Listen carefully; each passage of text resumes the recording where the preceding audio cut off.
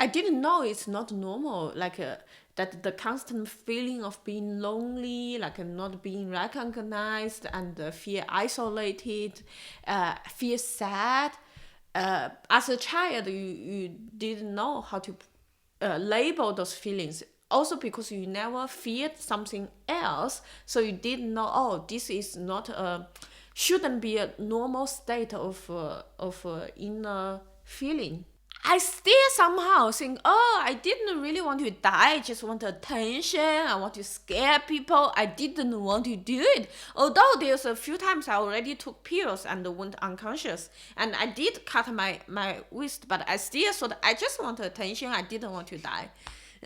I'm not laughing at you, but I'm just laughing at my own reaction. Like in my head, I'm like, see, like that's real suicide.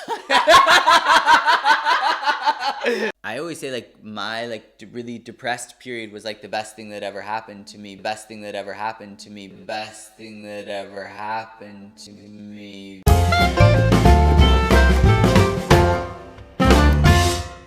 Hello, this is It's Mental Podcast. Today we have a special guest, Patrick, and we are going to talk about some mental health related topics, just like always. Patrick, do you want to introduce yourself? Where are you from? I'm Patrick. I'm from California, not the evil United States, California, like the cooler part. And I grew up in Northern California, the San Francisco Bay Area. My parents are lesbians, and now I'm living here in Berlin, trying to live my best life. And is that a good introduction? That's good enough. Okay, That's yeah. good enough. So, this is a podcast about the mental health topic. So, do you want to start by telling us a little bit about your history and relationship with this topic? Yeah. So I was like pretty severely depressed when I was like 21. And like I was having suicidal thoughts, and this was like a really challenging time in my life. And as I got older and I like started dealing with this mental health, like for the first time addressing those problems, I realized like I had also had kind of less severe depressive episodes throughout like my time when I was a teenager and everything. But this was when it kind of all caught up to me, and yeah, so from that point, that kind of started my journey with like learning about my own mental health, and also trying to learn how to like cope with that stuff. And I'm happy to say like now it's pretty good. It's something I always tell people, like I don't think it's ever something that's gonna go away, but it's something I can like manage now. I have more tools and stuff. Yeah. Cool, thank you for sharing. So you had your first like severe episode in 21. How old are you now? I'm 31, so it Yes. was like 10 years ago. So Yeah. in these 10 years, do you have a relapse? I don't think I really had a relapse. I think what it was is like 21, 22 was like the worst for me. And then I got better. I think in that first year, like I started going to therapy, and I started like even the idea that I was depressed. Like I remember the first therapy session I went to, and the therapist was like, "Oh, you're clinically depressed," and I just started like weeping because I had just felt like I was just like a fuck up, like I just thought like, wow, I can't do anything, and I'm just making all these terrible choices. And it's like to have it be like, oh, there's something like that can be medically defined that's wrong with me, made it feel so much more approachable to getting better.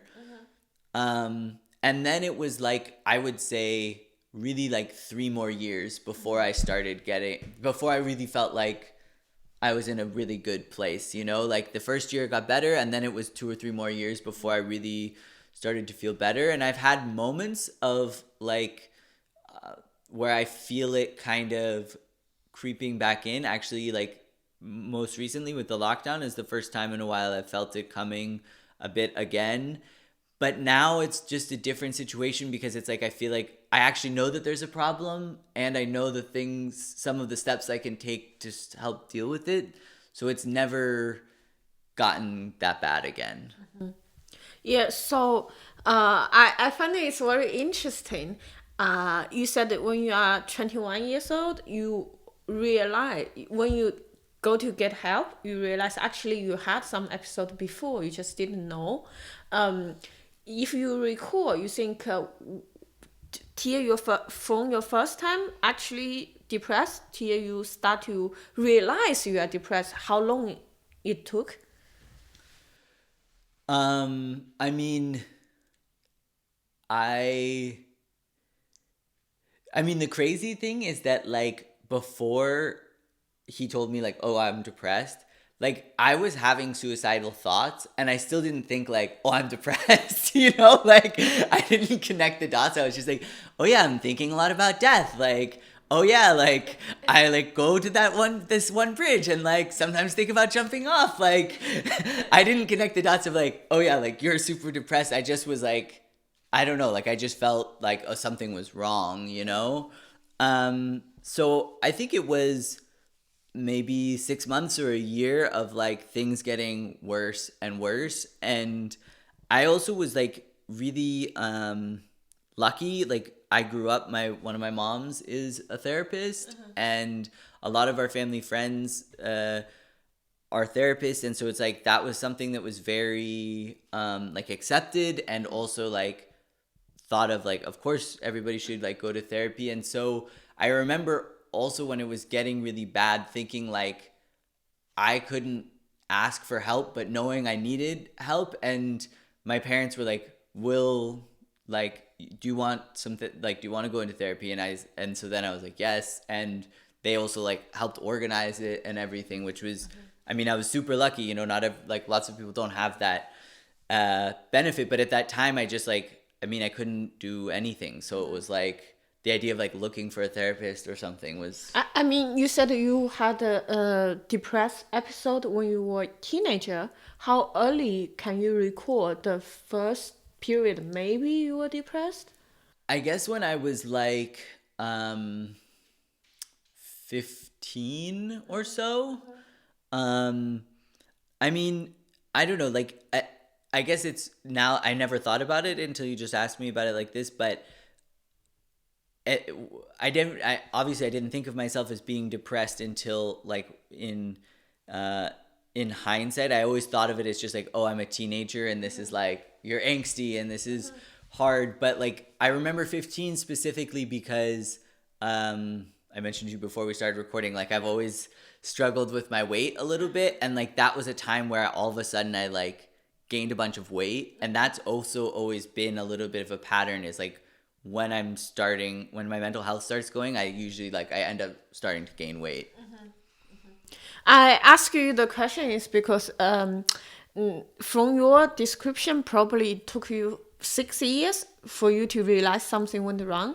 I find it very interesting because when I first time going through this thing, I check online and they say the average time between a person start to be depressed till they go get help is 10 years. Wow. Yeah, so at that time I was really shocked, and I was thought, oh, I'm so lucky. I only went for help after like a few months. And then I started to do therapy, and I started to look back. I realized, oh, holy shit, I was depressed since I was maybe like 5, 6. I didn't know it's not normal, like that the constant feeling of being lonely, like not being recognized, and feel isolated, feel sad. As a child, you didn't know how to label those feelings. Also because you never feared something else, so you didn't know, oh, this is not shouldn't be a normal state of inner feeling. Yeah, no, I think that's a great point. Is like and that's also a crazy statistic, that time, like the delay. But yeah, I mean that was and for me also that was compacting the feeling of depression because I knew that I felt like something wasn't quite right, but I just thought that it was like my problem. Like I'm so weak. Like I can't just be happy. Like why can't I enjoy this?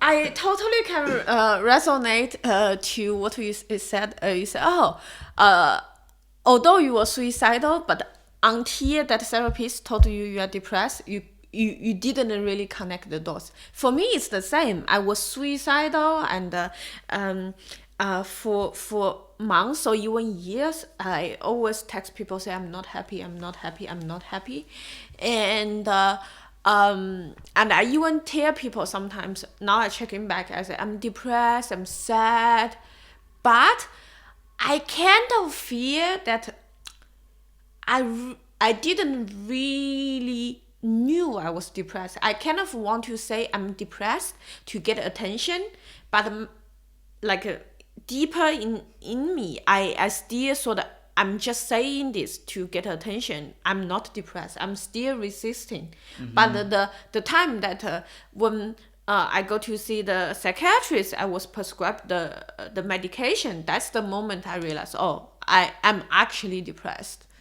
Yeah. And I think to accept I'm actually depressed is the first step of getting better. Like you cannot it's very hard to fully to get better unless you acknowledge it and to deal with it. I think I think it's two sides of one thing. On one hand, it's of course very sad and very consuming to have a really like a suicidal episode. Like that's the moment you feel I don't want to live and what's the purpose of everything and every day is a struggle. But I feel it's also like a wake up call. Mm-hmm. Because you been to this place, then there's no way you can avoid it anymore. You have to do something to deal with it. But on the other hand, I also know some people like in life, they are not there. They have never been there, but they are not far away from there. Mm-hmm. But because they never had this like a really, really severe depression, they refuse to accept that they are depressed. So therefore, they also refuse to learn about all the tools associated with this set of symptoms. And they end up just live okay, not too bad, also never too good. Yeah, that's a like a great point, because I actually I think I even said this to you before maybe, but I always say like my really depressed period was like the best thing that ever happened to me, because there were a lot of things in my life that I hadn't dealt with and I was refusing to deal with, and in a lot of ways I think about that time and I feel like I was trying to be somebody that I wasn't also, and having such a severe reaction to that forced me to look at all of those things. And yeah, as you said, then you can look around and see there's so many other people who've had to deal with this, and there's so many ways that you can try to help yourself and get these tools or whatever. Yeah, I think I totally agree with you. I also think depression, ironically, it's also one of the best things happening to me. Like this really severe episode, of course it was agonizing, it was really, really bad. I don't want to ever be there again. But for example, the reason why I thought I was depressed is because I was in Berlin. For Chinese people, we have a very fixed trajectory of life. We study hard, we go to university, we find a job, we date, we get married, we buy apartment, buy car, get children. And in my life, since I was 3, I was being putting on this track, and every part I did my best to achieve it. And as soon as I finish all those like study and getting job, I realized, oh, the next step is to find someone and get married. But I was in Berlin, I was alone, I didn't have friends. It was so hard to find a partner because I had an issue, and Berlin is not the best place for dating. So failure after failure, and at some point I feel so lonely, and I just couldn't take it, and I was depressed. And I think if life was slightly different, for example, 6 months before the really hard episode, what if I met a okay guy and we get along, we start to be together?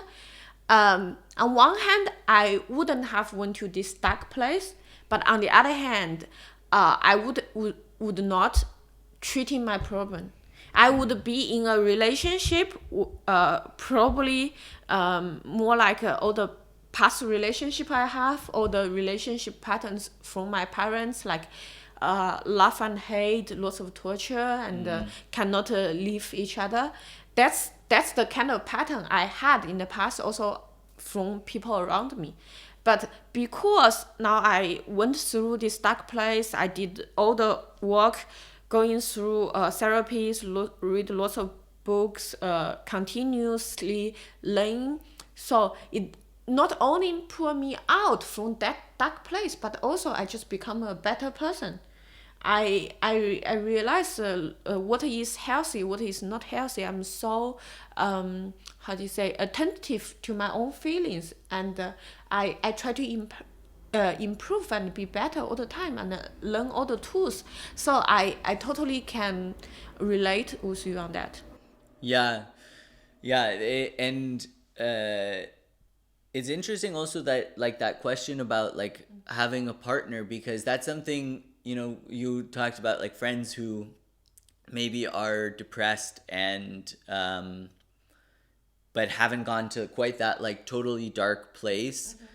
And I don't know, I do feel like I have a lot of friends who are like looking for someone, and in my own journey, it's like I feel like I had to learn to be by myself first, and in that whole period I wanted to meet somebody so badly. I really felt like that would like complete my life more, you know? And now that I have met somebody, it has, but I feel like I had to go through that period of not finding someone. And so do you feel like that also part of your journey was the like being by yourself thing? I think dealing with depression, one good part I learned is that how to dealing with shame. Like now I'm very comfortable to admit the shame I had and the shame I have. One thing shames a lot of people is being lonely, to admit you are lonely. But actually, most people living in the cities, they are lonely.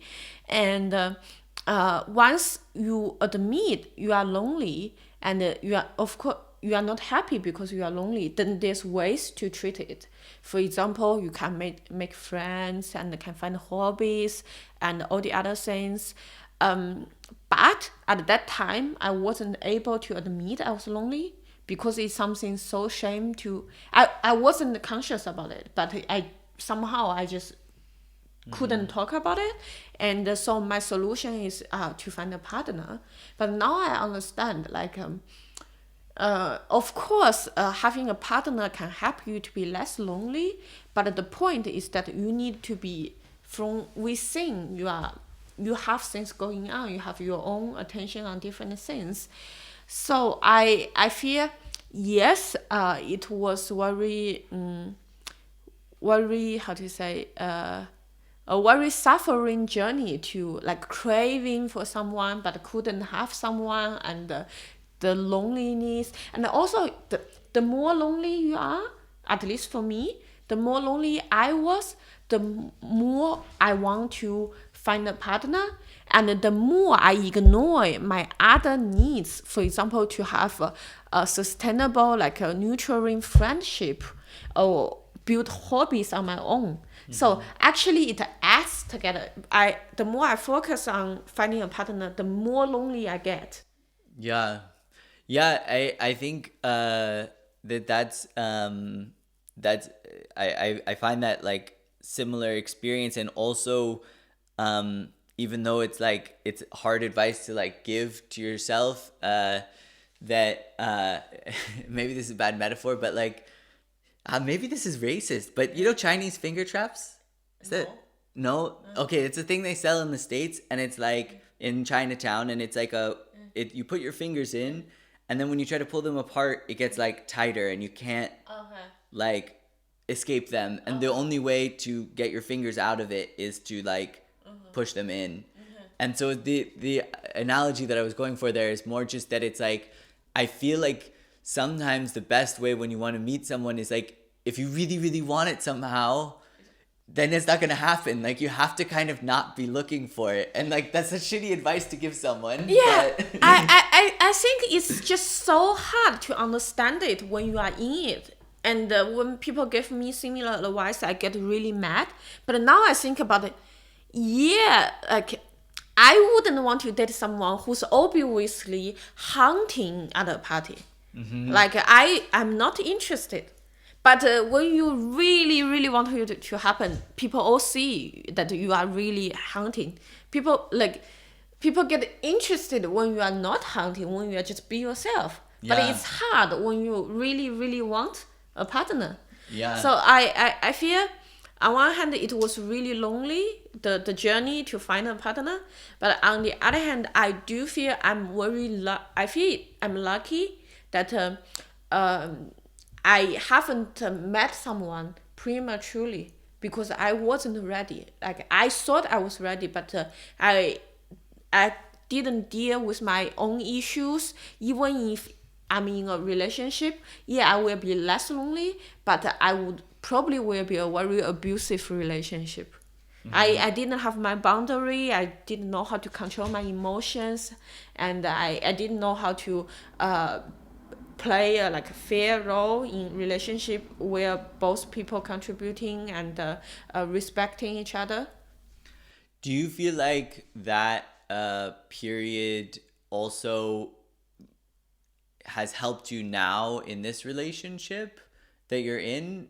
I ask because like I feel like for myself that that time of being by myself also, it makes me like, I think it's natural over time you start to sometimes feel like you get annoyed at the person and you're kind of like what if we weren't together? And in that time I always also remember this time of like what it was like by myself, and it really makes me like kind of re-ups all of my gratitude to have her in my life and be like, you know, that remember. So do you feel like you gained anything from that? I think similar but slightly different. I don't think it's he's a piece of shit, but it's better than not having someone. But instead I think yeah, Sam is not perfect, but I dated lots of douchebags. Yeah. So so I saw the worst. Yeah. But to be clear, I'm not saying that Anya's shitty. She's just better than nothing. Yeah. So when you were 21 years old, did you took medication? No, that was something that my therapist and I discussed, and he kind of said, he was like, I was seeing him weekly, actually sometimes I think even twice a week, and he was like, we can go with that route, but if you want, we can try to, you know, take this on, you know, without medication. And I don't know actually in hindsight like if this was part of his thinking or not, whatnot, but I was also like definitely like heavily abusing alcohol and like weed and stuff at that time. So I don't know if that he also thought like maybe that's better. So anyways, I didn't take any medication, but just kind of like therapy, and then the basics like exercise, diet, sleep. Yeah. Also, not like trying to party less and not kind of abuse those substances like that. Did you you talk about the alcohol? Do you consider you were alcoholic? Yeah, I mean, I don't know. Like, I feel like alcoholics like a hard, like a. I'm not really ready to classify myself. Were No, you shaking? no, I wasn't shaking. I mean, I was drinking a lot, and probably like. I mean, I wasn't even probably drinking every day, but when I would drink a lot. Like 15 beers, or I could drink half or a full bottle of like liquor to myself, and I would like black out all the time, and in like it's more like when I look back that I think like, oh yeah, I had a drinking problem because I like hurt some friendships, and I did I just did stuff that in the context of being in college and also at a school that I think was like very friendly to the idea of binge drinking. It was like, oh, it's funny, you like broke your phone because you were too drunk again. But it's when I look back, I'm like, ah, yeah. But when you look at all of the things I was doing, I definitely had a problem. But I don't know, like, yeah, I don't know the terminology well enough to say like, oh, I was like an alcoholic or something. So when since 21 years old, you said you learned lots of tools. What's the best tool you learned? I think the thing that's been like the most powerful for me is there's this Buddhist nun named Sharon Salzberg. Have you heard of her?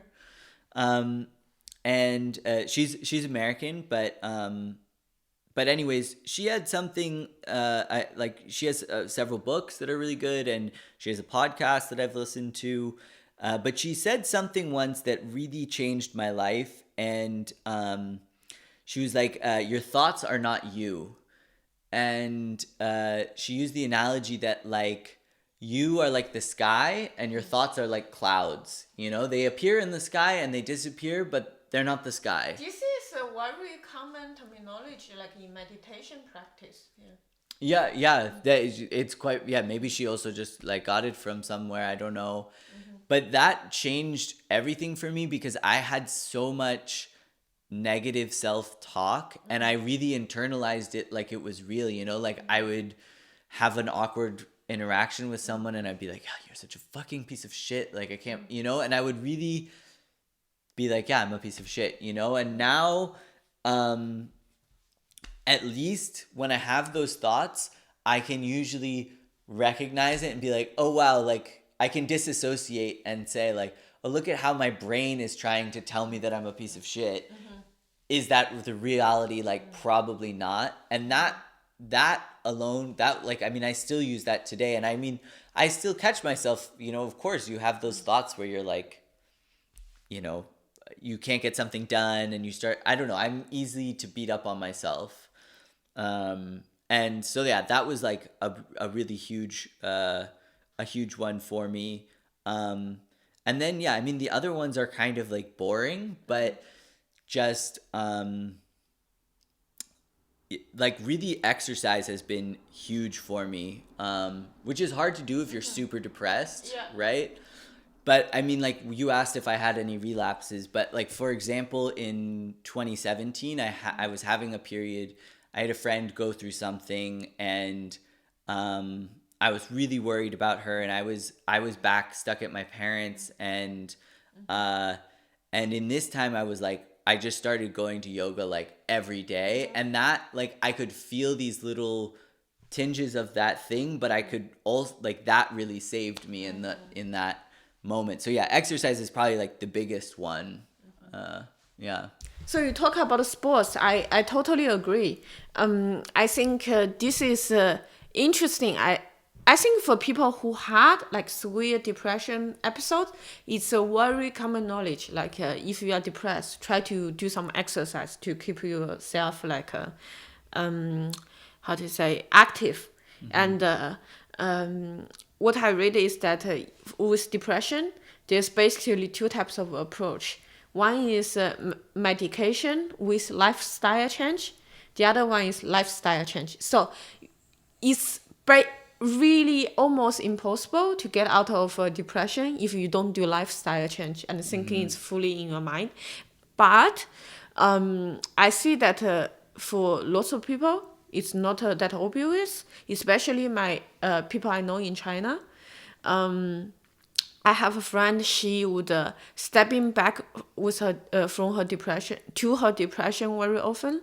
And when I ask her, then she's like stay indoor all the time, never go out, and binge eating and sleep in the morning and wake up in the night. I was like, of course you are depressed. Yeah. And if you put a healthy person living like that, they'll be depressed too. Yeah.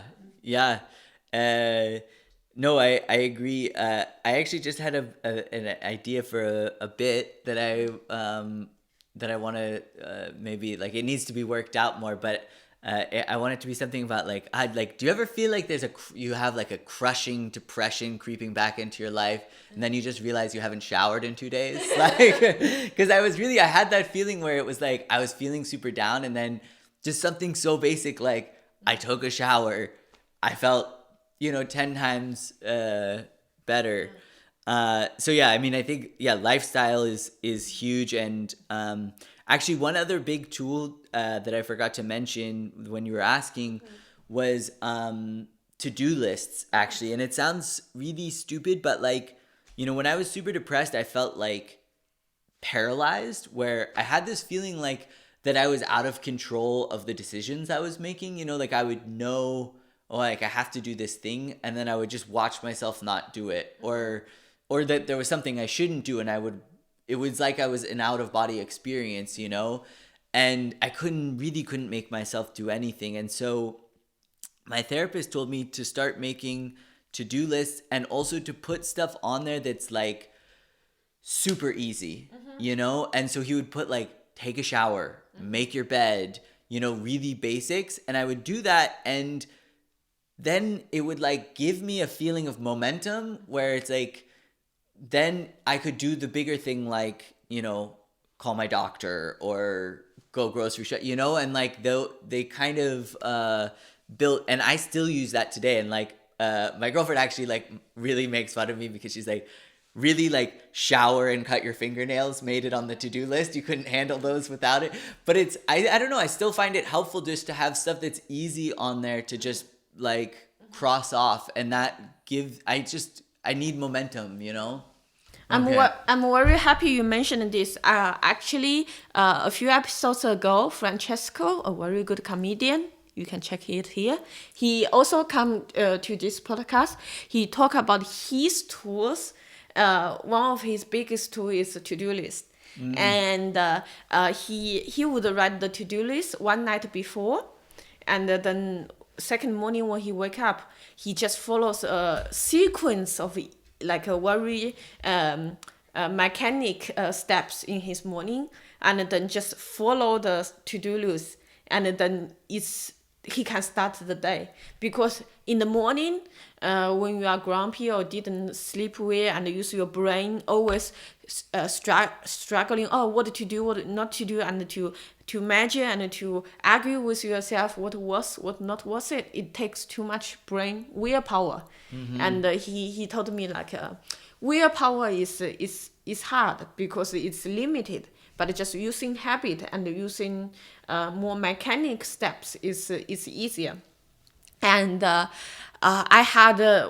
really happy you mentioned this to-do list, because that's the biggest discovery I had in this depression episode since last November. I had issues of getting things done all the time. Since I was a child, every time we have a school holidays, they would give you lots of homework, and I would wait always like a week before the deadline. And my family runs a sweatshop, so we have lots of like immigrant workers at our place. So 1 week before the deadline, I will lead a small team of immigrant workers and do my homework together. Yeah, like I just cannot control myself. I don't know how to start. Yeah. And also at work, like sometimes I just look at the screen, don't know what to do, and waste time. And I hate waste time, and it drives me crazy. I was so stressed. Then I discovered the to-do list. I mean, I know to-do list all the time, but I tried digital ones, really didn't work for me. Then I realized pen and paper works the best for me. And since a while ago, I upgraded to like a weekly calendar. Like I really like this. Like it's 2 pages for 1 week. So I already today I already can think about like 2 weeks later on a specific day what I will do that day. And every day I wake up just so simple, just follow it. My day is complete if I can like finish all those small things. And I really like this tip you give, like put a simple stupid thing on it, because with my to-do list I realized the best thing, easy thing to do is to put some really small and simple things at the beginning of the to-do list, and when I wake up I just do those small things, and it builds momentum and it make me feel so confident and happy about myself. Then I have the motivation and energy to do the harder things. Yeah, totally. And yeah, if you yeah, because if it's just all like pay your taxes and like, you know, call the person you're not supposed to call, that can also be like hard to get into. But yeah, if you have these easy things to start. And I also feel like putting the small things at the beginning also helps with procrastination, because without to-do list, when I wake up today, if I need to do tax return, I would just wake up and sitting in front of a computer, say, oh, I do tax return. But because it's a big task, I keep like delaying it. But with those small tasks at the beginning, I do those. And when I finish all the rest of easy task, then it's already at the end of the day. I'm like, yeah, what I'm waiting, like I cannot delay it no more. So I will do the tax return. So instead of staring at my computer, procrastinating the whole day, I just do small tasks, planned, different sequence. Then at the end, I end up doing more things. Yeah, and I like this idea too of having the weekly calendar, because I think, I don't know if you feel this way, but sometimes also part of the to-do list for me is like, if it's just in my head, then I'm like in a thought loop where I have to keep being like, then I have to do this, and then I have to do this. Yes. And if I can write it down somewhere, it like also frees up space in my head, or like it takes away some anxiety, because it's like I'm juggling. Yeah. And then if I could just put the balls down, then I can. Yeah, totally. Because human brain, we can only like remember like 7 things, 8 things, the flash memory. So if we try to remember what we need to do, we'll forget it for sure. And also it keeps some space, like keep running in your back of mind. But once you write it down, then you can forget about it and focus on the thing you do.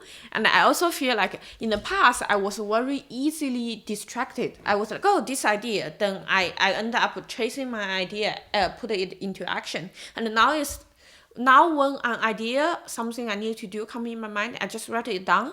Then 10 seconds, then get back into what I was doing.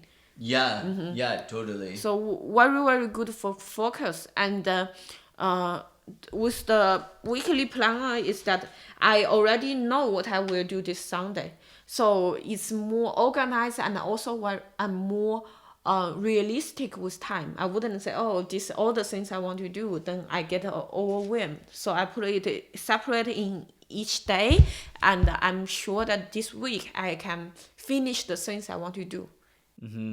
Yeah, I think that's really helpful. To-do list is amazing. To-do lists. Yeah. Pen and paper really works for me.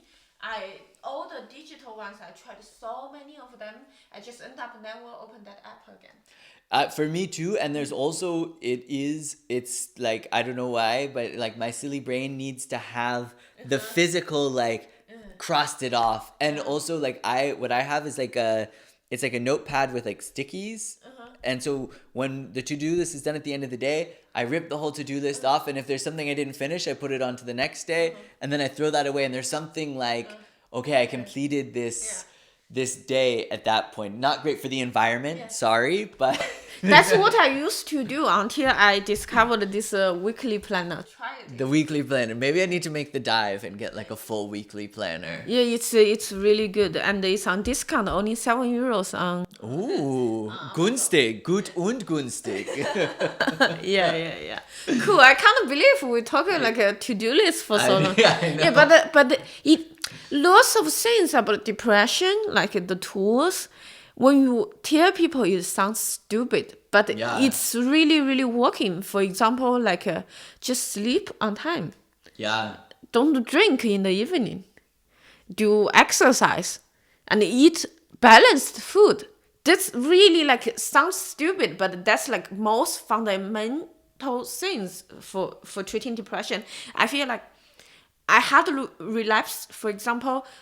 This since November, I had a quite big relapse, but it's nowhere near to the severity compared with 3-4 years ago.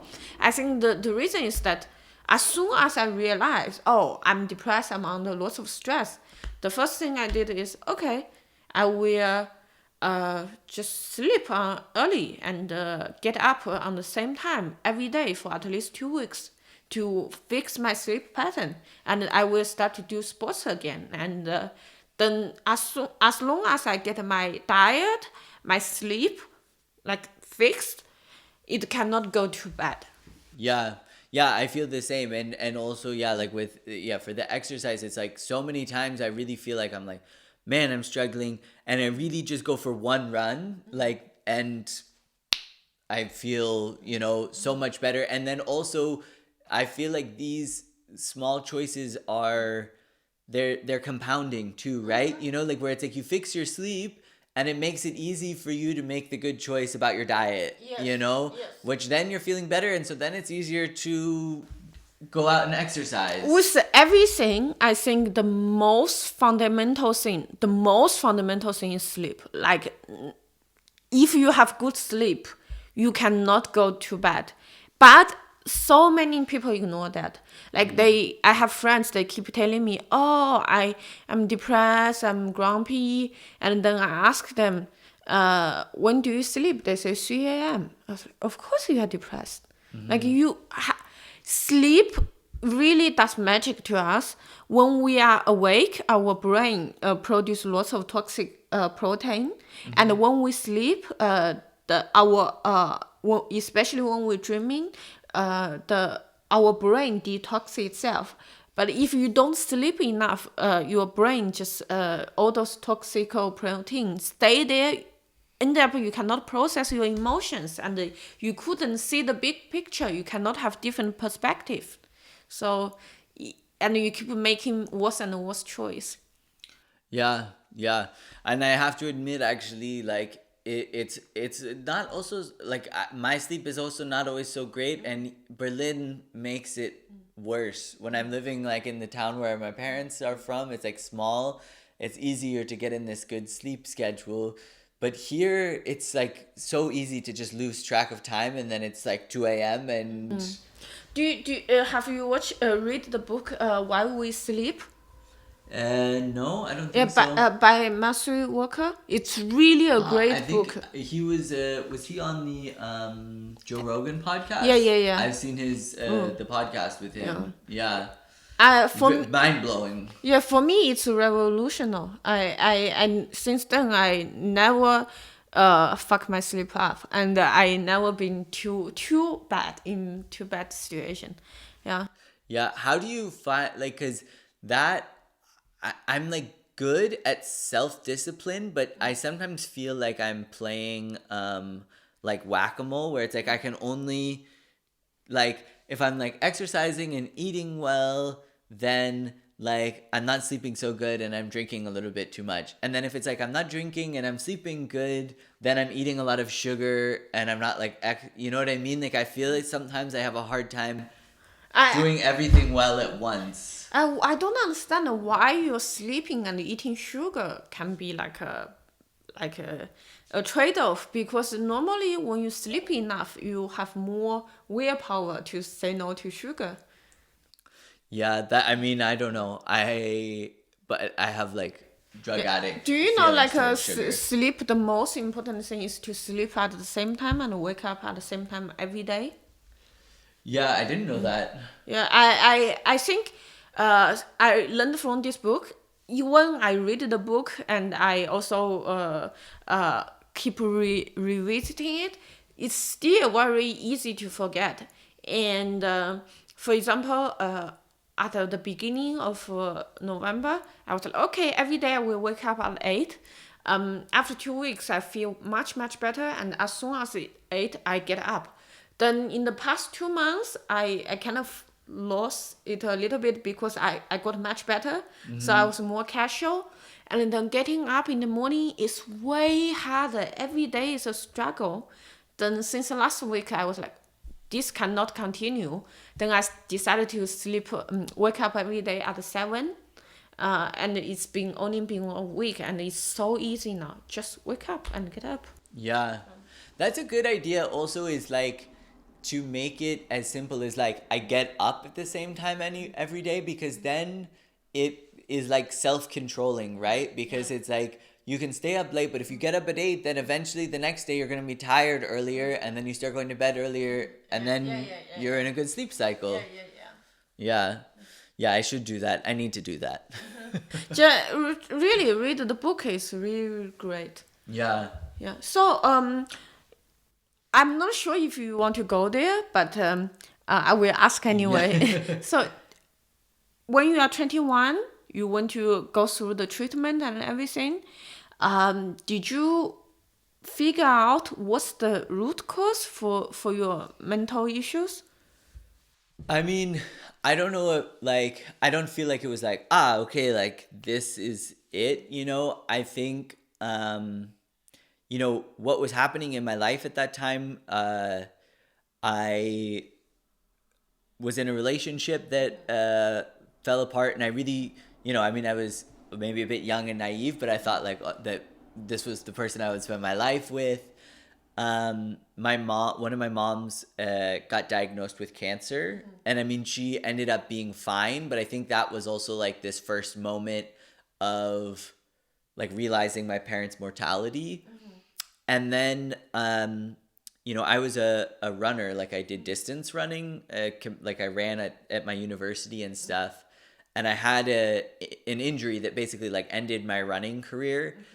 And that had really been my entire identity up until that point, was like being a runner. Like I found that when I was like 14, and then I was just like, oh yeah, this is my thing. And you know, I got a lot of community from that, and so all of those three things happened really close together in like a couple months. And I think that's what kind of spurred it on. I think generally more what it was also was I was kind of trying to be somebody that I wasn't, you know, like growing up with two moms. I don't think I was ever really like bullied so hard about like having two moms or anything. It's because your moms are hot. My moms are not the hot type of lesbian. My mom are like the more butch kind of lesbian. Also, they're quite old, but sorry, moms. But no, but I think more like what I had with that was I had some crisis with like my own masculinity, and feeling like I wasn't like man enough or masculine enough, and like have like that I couldn't connect with guys somehow.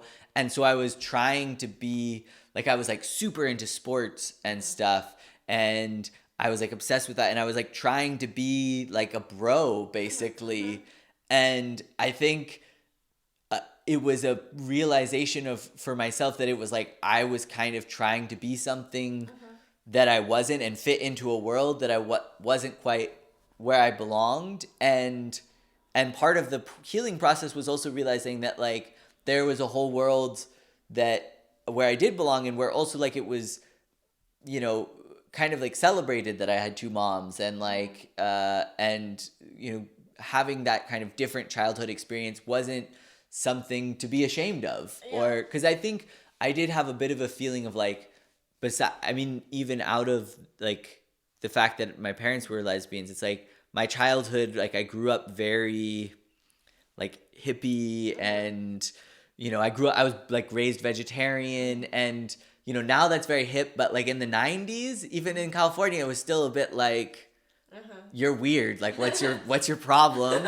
And so I think there was just, I always had this feeling of being like not quite fitting in and being an outsider. And so that is what when I reflect now about that depression, is it's like I think, you know, there were these incidents that kind of pushed me there, but also generally it was more of I wasn't okay with who I was, and I was trying to be somebody that I wasn't, and I just really needed to learn to love myself, which you know, you're saying like so many of the tools of, you know, how you deal with depression are such like easy things, like, oh, you just like need to exercise and diet, like it feels easy, but that like you have to love yourself, you have to accept yourself. And I read a book that really changed my life called Radical Acceptance by Tara Brach.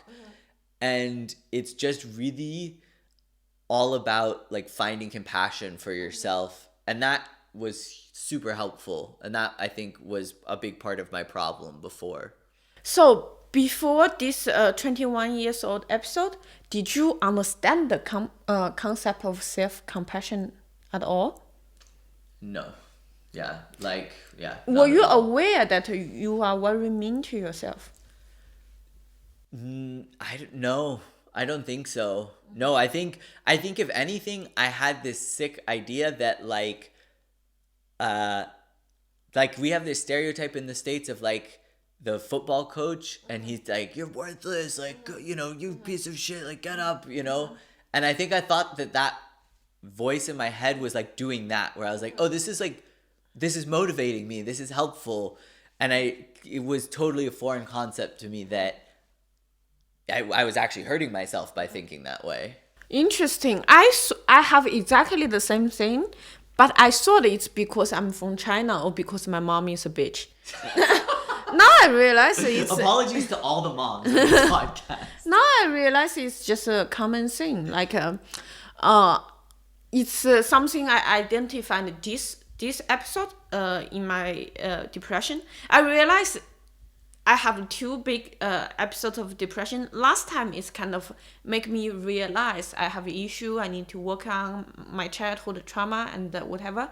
And this time I learned more about communication with myself and with the outside world. For example, I have a very big revelation. I realize in my mind there's always a voice, and every time I achieve something, the mind in me will push the finishing line a bit further, and every time I'm going to achieve it, the finishing line will be pushed further more until the point I couldn't achieve it. And then this voice will shout to me, telling me I'm a loser, I'm horrible, I failed, and no one loves me. All this kind of negative thing. And this time, I was able to recognize and realize, hey, wait a moment.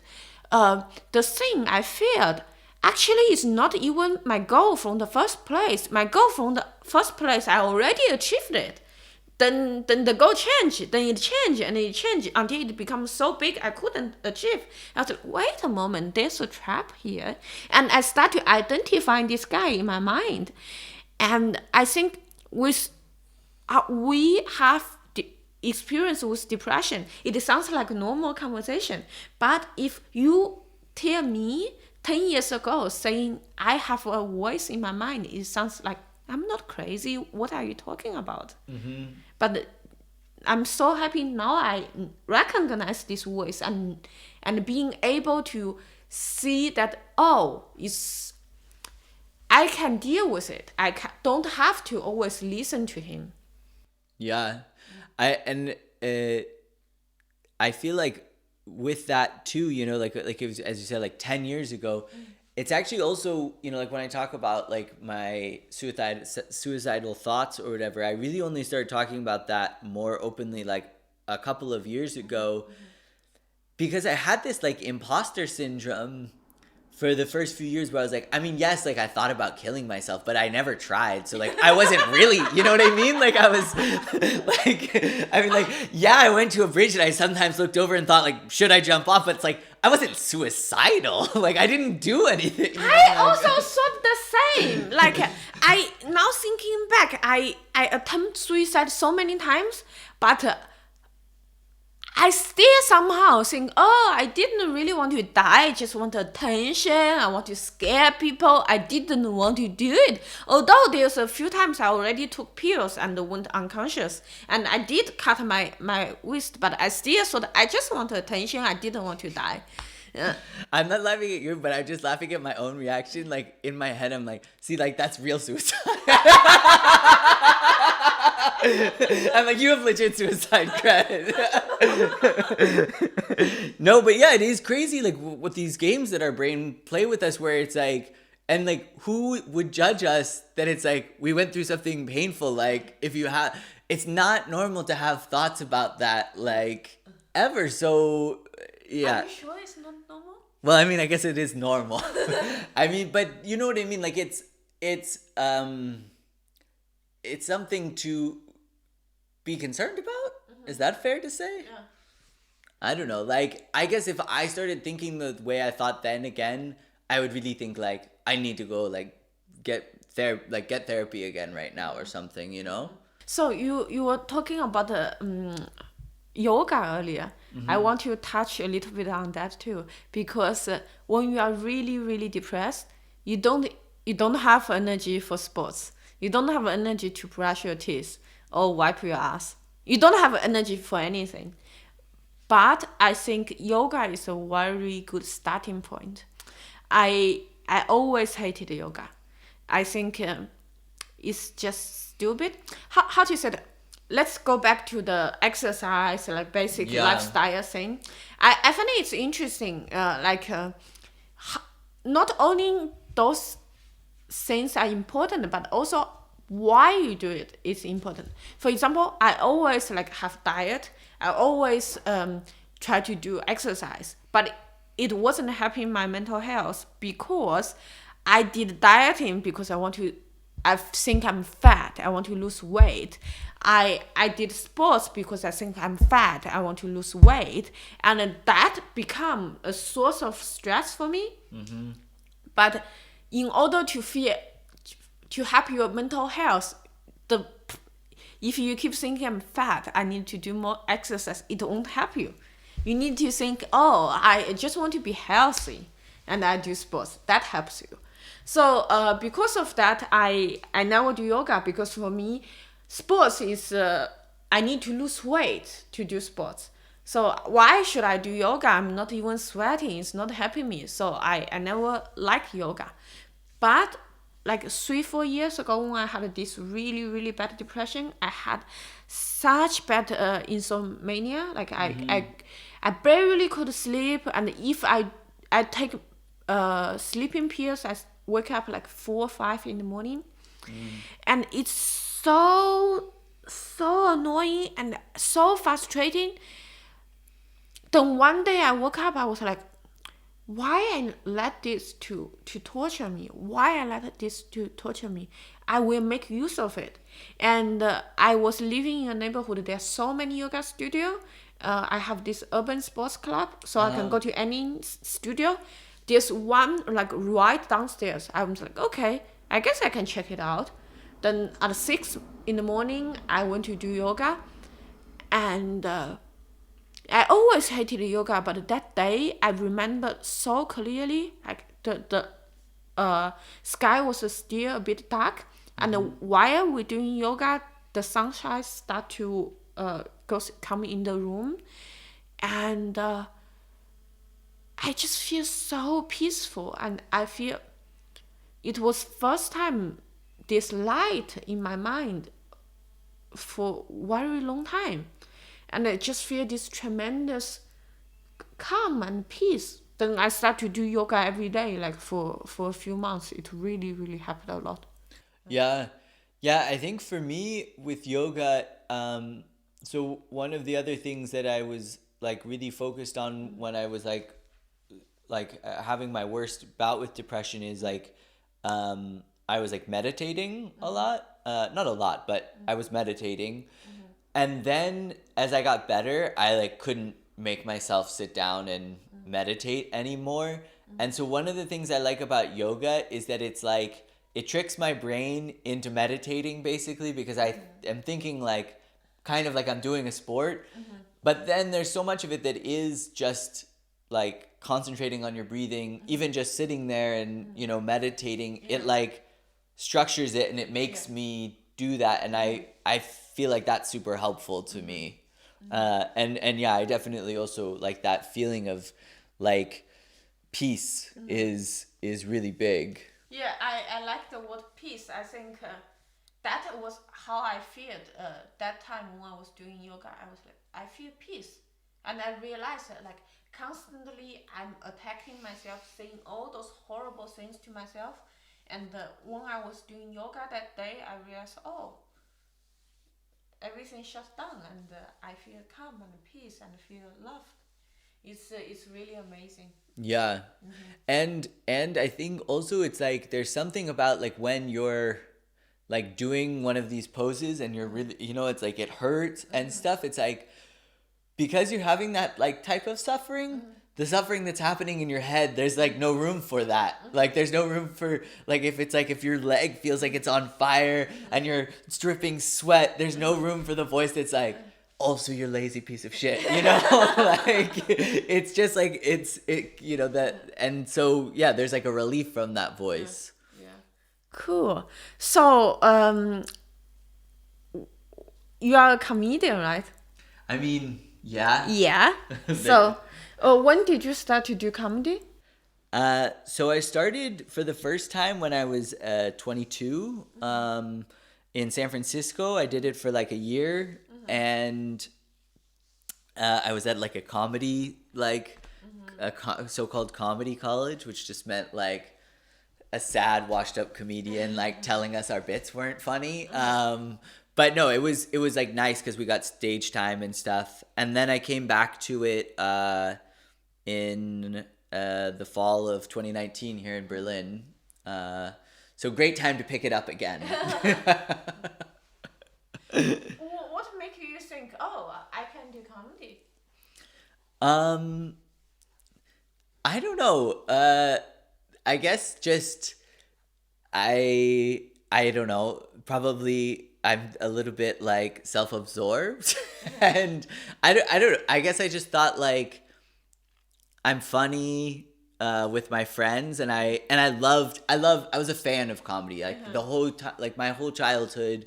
I loved stand-up, and I loved, you know, like comedy, sketch comedy shows, and so I was always just like a fan, and so I guess you just want to try to feel a little bit of like what that feels like.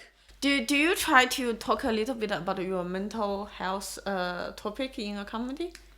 I haven't yet. I want to. Yeah, I had an idea for a bit about like just opening with saying something like, oh yeah, like about being suicidal, and then being like, but now let's see if we can make that funny. But yeah, I don't know. I haven't talked about it much, but that's also because I haven't gotten that much of a chance to do it since I started again. So it just haven't gotten to that. Wait. Yeah. Wait for Corona is over. Yeah. Hopefully. Yeah. Then we have to come here. Please. Yeah. Wow, cool. So my last question is actually I have two more questions. Do you have a small story, like not too long, not 15 minutes, but maybe a smaller story, where you learned something about your mental health or you had a revelation? So I guess there's a time that I can share. Uh, I took mushrooms. My favorite type of story.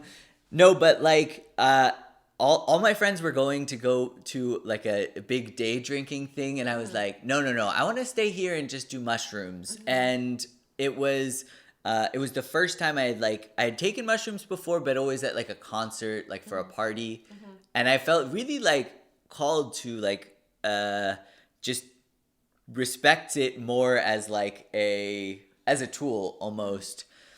And I thought, oh, I'm gonna take some, and I'll like go for like a nice walk through the city. I lived in Seattle at this time, and so like I ate a lot, and I ate more than probably I should have if I wanted to just go for a walk. And so I made it like probably like 5 blocks to this like little forest before I was just like I couldn't walk, and so I found somewhere like off of the trail and was just like laying in the plants, and like, you know, the sky was really going crazy. But what was powerful about that experience for my mental health was I had this realization. Up until that point, I had felt like I knew my parents supported me, but I had almost a feeling of protection, like being protective of them, where like I didn't want to be totally honest about what I was going through and what was happening in my life, because I knew they would worry about me. And in that mushroom experience, I had this just like very clear like message that was just like, you know, like you can like share everything with them. And also like at that time too, I was like having I was partying a lot, and so they didn't know I like did drugs or anything. And after that experience, we went for like a walk together, and I shared that, and that like really opened up our relationship to a new level where it's like I really feel like I can be honest with them about everything, and to be able to share when I am feeling depressed or something, or what the depths of those depression were, was really, really helpful for our relationship and for my mental health to have that. You are lucky. I'm going to share the story I didn't tell on your On my podcast. side, yes, please. Yeah, so I read quite some literatures about psychedelics. There are lots of research shows that psychedelics is really helpful for mental health. Lately, I read a book by Johan Hari called Lost Connections. One of the chapters, they also mention psychedelics. Lots of researchers realize when you take a high dosage of psychedelics, you can reach to a spiritual place. And at this spiritual place, your mind becomes so open, and it can unblock of lots of stuff in your mind. And they realize it's the same spiritual place if you practice meditation for a long time. And I tried meditation many times, but I never not able to really get into it. So I was thinking, okay, I like psychedelics. It has helped me a lot in the past regarding my mental health. I had lots of revelation about it. So how about let's just take a high dosage of acid and do meditation. And the first 4 hours I was meditating. It was beautiful. I have like my this time, my depression since November I had is very related to my work. And there are some events happen at work, and when I left the job, I feel everyone hated me. I feel the environment is very hostile. I feel everyone was looking down on me, and I feel they were all talking about me and gossiping, criticizing me. And during this meditation trip I had, I realized no one is talking about me. No one cares about me. They all care about themselves. And they are not thinking hostile about me. Instead, it's my project, my own feeling about myself I project to them. And in my mind, they are mean to me. But actually, it's I feel upset about myself. I myself want to beat myself down. So like suddenly I just feel I was in a very, very dark garden. Then suddenly sunlight comes in and all those really, really like how to say hurting plants, they evil plants, they went away, and I see clear sky with sunshine comes in. It was beautiful. And then that's the first part of the trip. Then the second part of the trip, I end up having really, really bad nausea. Oh, and no. I couldn't meditate anymore. Then I decided to watch Frozen. And in the middle of Frozen, I was like, it's too bad. I have to go to bathroom.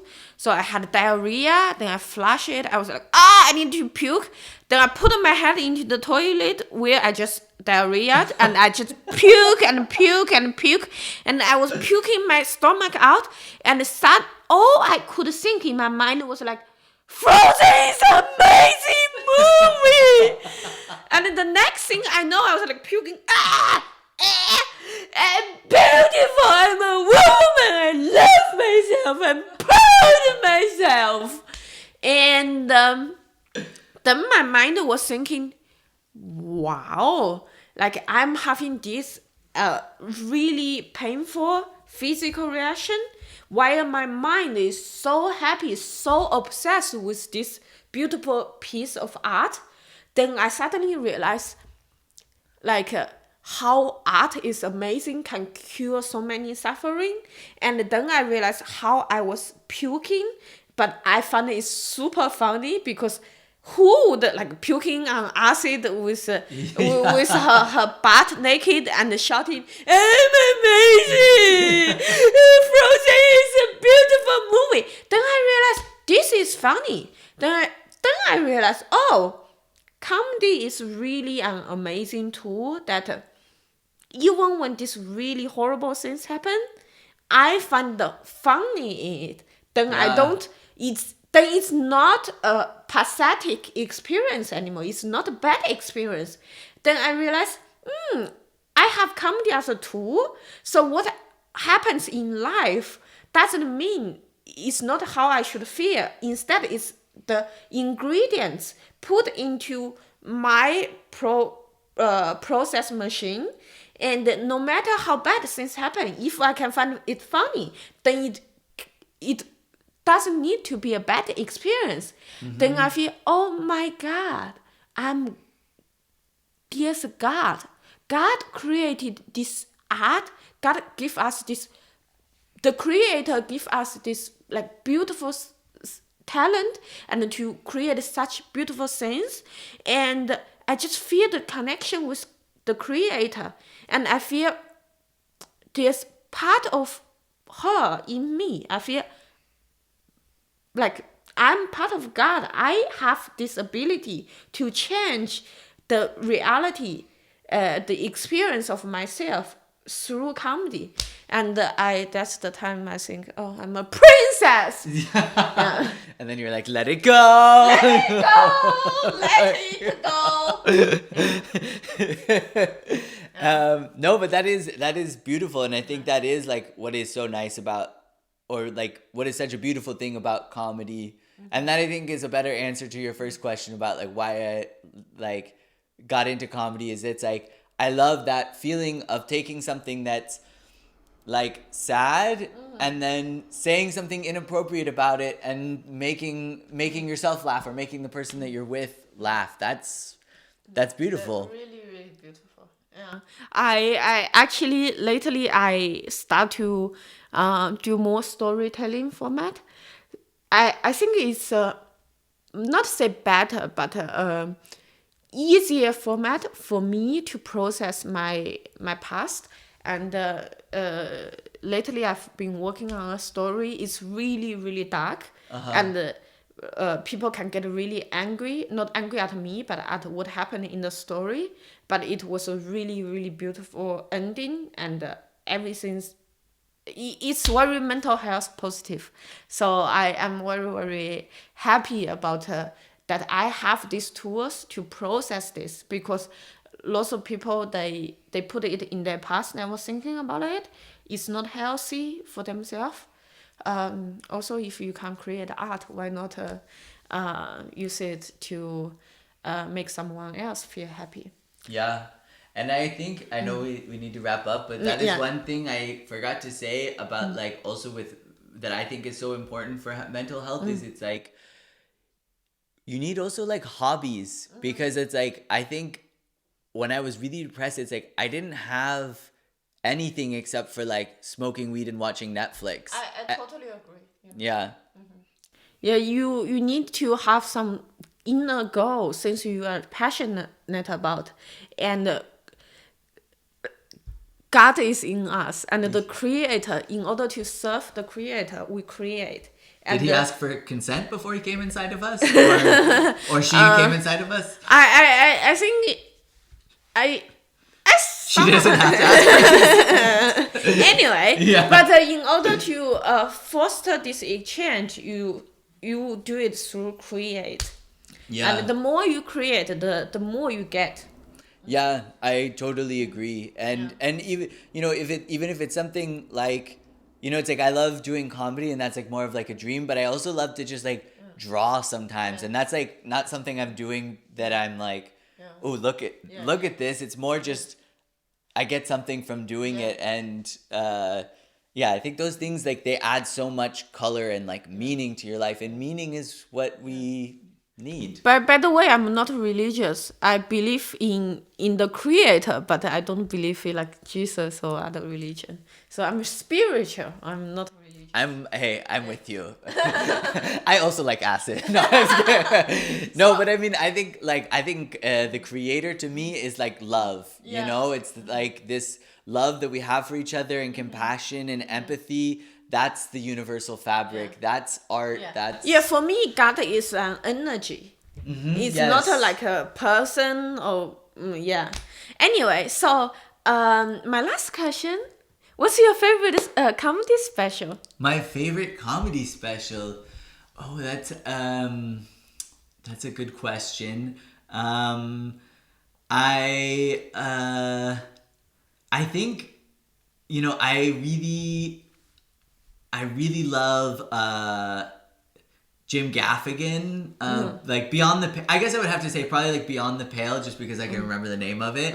But like that was also one of those specials too that like it was the first time I saw someone do comedy where it's like, oh, like he's really just like talking about bullshit, and it's so funny and so relatable. And so yeah, that maybe, I mean, there's a lot I could go through.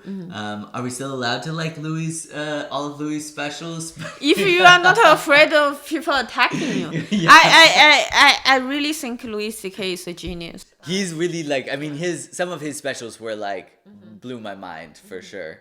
Yeah. But But he's very sick too. Yeah. That's why he's so funny. Cool. So at the end, do you want to say something to our audience? Yes. First, I will say, check out my YouTube channel, Laugh at Pat. Great stuff on there. And the second thing I will say is love yourself. Really, unconditionally, compassionately love yourself. Unless you are Jeffrey Epstein. If you are Jeffrey Epstein, don't love yourself. But he's dead, so Yeah. it's fine. Okay, so you cannot be him He because also he's dead. had big suicidal thoughts.